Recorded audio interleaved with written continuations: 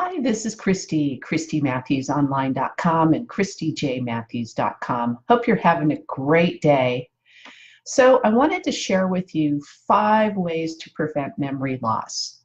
And I just want to give a disclosure to start with. Hey, I'm not a doctor, but I am a student of life. And having had relatives and most recently my father pass away from memory-related diseases, Alzheimer's disease, I've become pretty astute to watching what's going on. And hey, Margaret, good to see you. And one of the side benefits, I had no clue that this was going to happen, but when I started a ketogenic diet over a couple of years ago, or I should say ketogenic lifestyle, because that's really what it is, I had no clue where this was going to lead in terms of learning about memory. So I wanted to share that with you and just let you know, hey, what I'm going to share with you, if it doesn't make sense, go check with your doctor.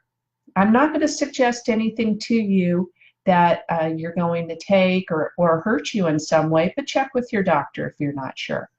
So 5 ways to prevent memory loss. First of all, before we get into that, I need to tell you what controls has a lot to do with your short-term, your long-term memory, and spatial memory.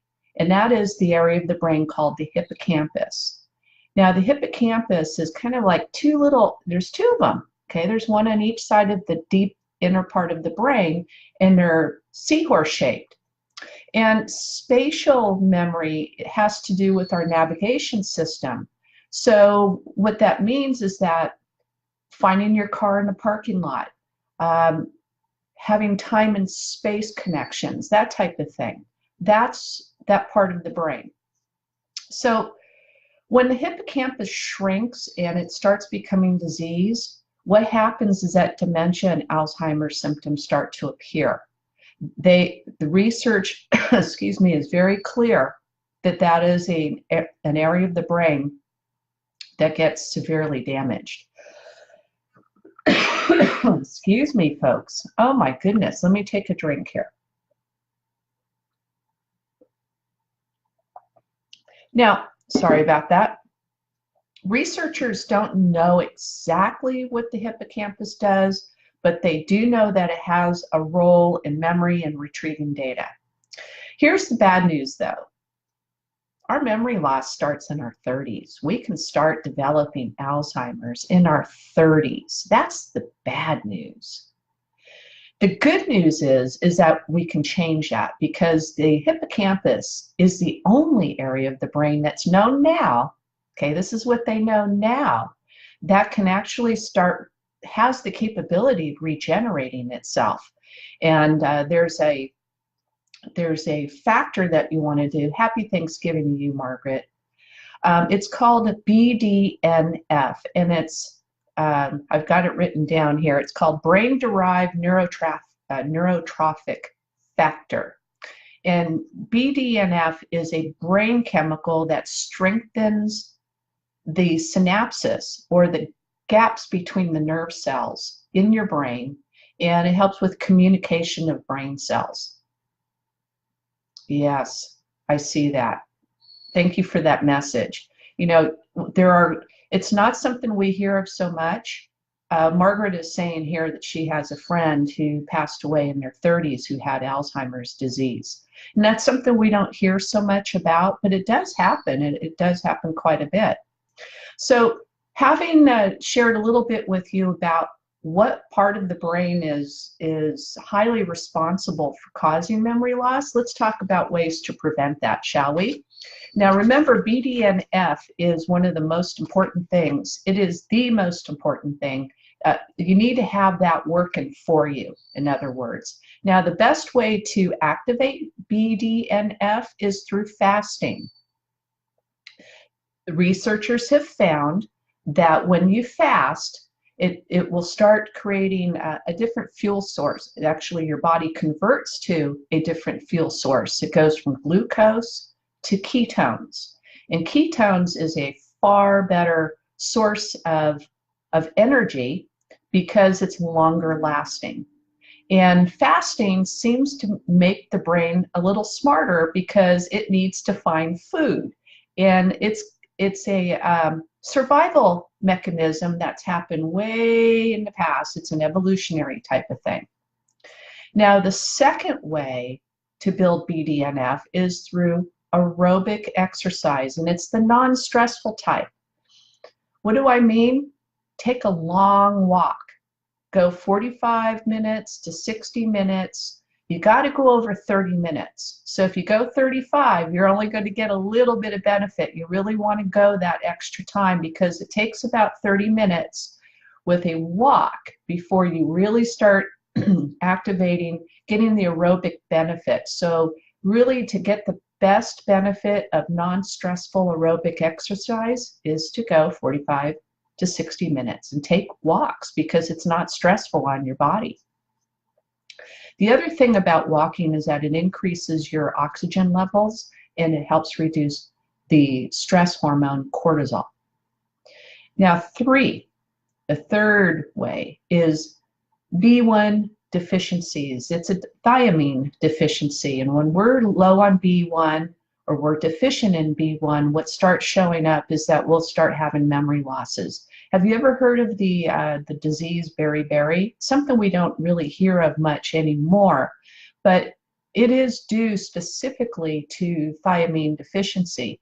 And how do you become B1 deficient? Is having too many refined carbohydrates and too many sugars. And what they do is it attacks the brain and it just overloads it.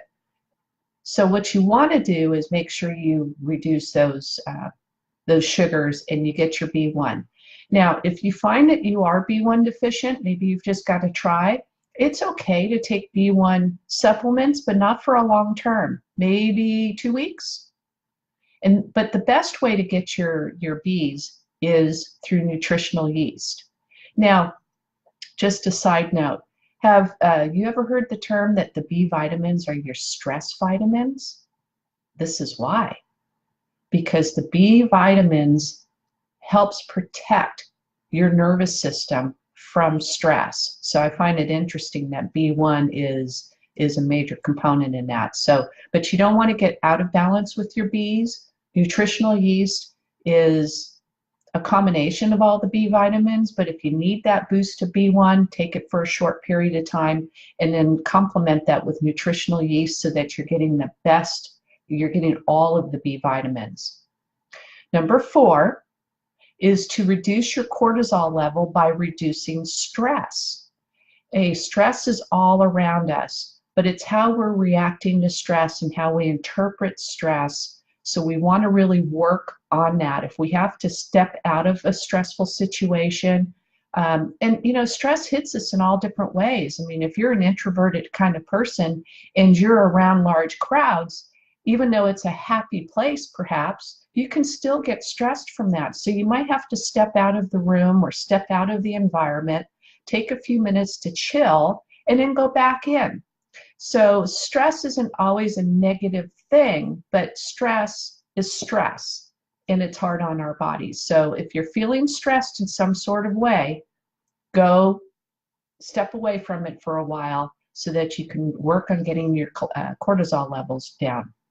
And then the last way is to run your body on ketones. Your body just likes ketones. It's much less stressful to the body than glucose. I want to give you an example. Now, ketones runs off of fat on the body. Now, if you have insulin resistance, take a look at your belly, and if you've got a little spare tire there, you've got insulin resistance. And I want to give you an example. Hopefully this will make the ketone thing makes more sense to you. Not too long ago, there was a couple, well, actually a family. They went out four-wheeling, and there was a major snowstorm, and it was an area that didn't really have this happen on a regular basis, but the weather pattern was so unusual that year that this family got snowed in. They got so much snow that they weren't able to get their car out, even though they had a four-wheel drive vehicle. So people were looking for them. They couldn't find them. air searches couldn't find them just because of the weather. And what did they do to survive? They took their spare tire out of their car and they lit it on fire. And they were able to have warm heat around them, stay warm so that they didn't freeze to death. They put rocks around the tire, and they would take the rocks away and they would wrap them up in their jackets and whatnot. And this is how they survived. But the point I want to make is that what are tires made out of? Petroleum. Petroleum is oil. It's fat. So the same thing is, we've got that spare tire around our belly. Why not use that as our tire to help us survive? That's what it's there for. So I hope you like that little analogy, but hopefully it will help you realize just how important burning our body fat is.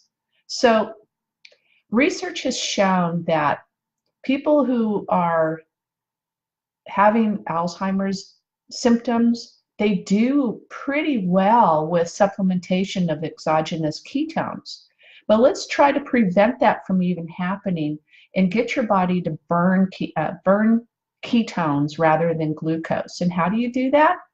Well, you got to get your net carbohydrate intake down, get off the refined carbohydrates, get your sugars down. You want to consume less than 50 net carbohydrates a day. If you don't have insulin resistance, you could probably go up to about 100, but ketosis really starts working really well for you when you're at about 50 net grams of carbohydrates. So ketones are just known to be less stressful on the brain. It is a far superior source of energy for the brain, especially when the brain has been compromised.